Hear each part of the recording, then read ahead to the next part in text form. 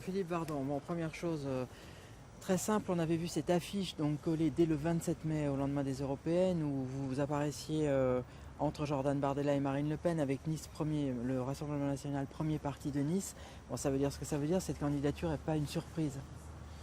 Effectivement, lors des élections européennes, le Rassemblement National s'est imposé à nouveau comme le premier parti en arrivant largement en tête puisque nous avons réalisé 28% des suffrages et que très loin derrière on retrouvait notamment LR à seulement 11%.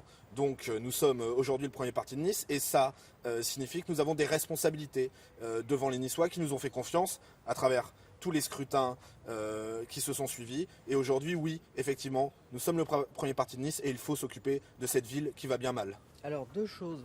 On sait qu'il y a un certain nombre de villes qui sont ciblées entre guillemets par le Rassemblement National, c'est-à-dire gagnables. On vous avait annoncé un temps à la Trinité. Alors pourquoi le choix de Nice et aussi pourquoi partir aussitôt? Je suis candidat à Nice, je dirais tout simplement parce que je suis niçois. Et tout le monde connaît à la fois mon attachement pour cette ville, mais aussi mon engagement pour cette ville. Et je pense que personne n'aurait compris que je me dérobe à ce combat, que je n'aille pas mener la lutte face à Christian Estrosi. Moi, ça fait une décennie que j'affronte Christian Estrosi, ses orientations pour la ville, ses orientations nuisibles, néfastes, que ce soit pour le commerce de proximité, dans le cadre de la fiscalité, dans le cadre du communautarisme et de l'islamisation qui gangrène aujourd'hui un certain nombre de quartiers. Il était logique que je mène la bataille dans notre cité. Alors pourquoi partir aussitôt? Parce que vous savez comment ça se passe. Il y en a certains qui vont même se déclarer très tard. C'est une volonté affichée, c'est pour mener un combat sur le long terme, qu'est-ce que c'est? Je crois qu'à un moment, ça fait du bien que dans la vie politique niçoise, il y a un peu de clarté.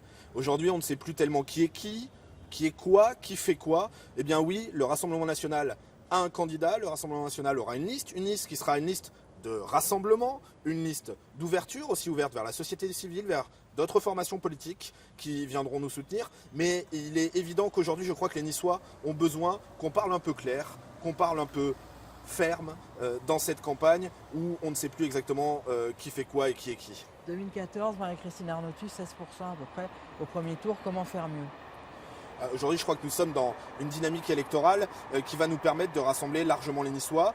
Je crois être en capacité de rassembler un certain nombre de Niçois qui ne reconnaissent plus leur ville. Parce que c'est ce que nous disent aujourd'hui les Niçois. Ils veulent retrouver Nice.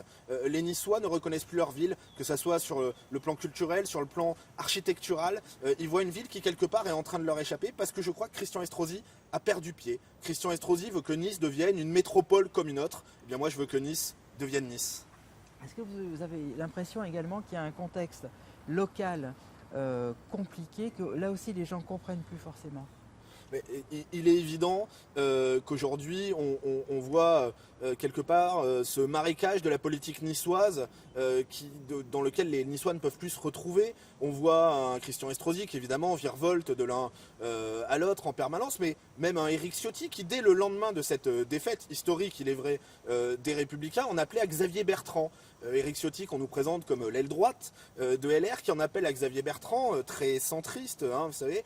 Aujourd'hui, on voit effectivement que tout cela est flou. Et bien nous, on vient apporter un message clair dans cette campagne. Alors on va terminer par là. Message clair, on aura l'occasion bien sûr d'y revenir. Mais si vous deviez résumer quelques grands thèmes que vous allez développer. Il y a vraiment un sujet, je crois, qui est central, c'est celui de l'avenir de cette ville. Christian Estrosi, je crois qu'aujourd'hui, il se voit, lui, sans doute, comme un citoyen du monde.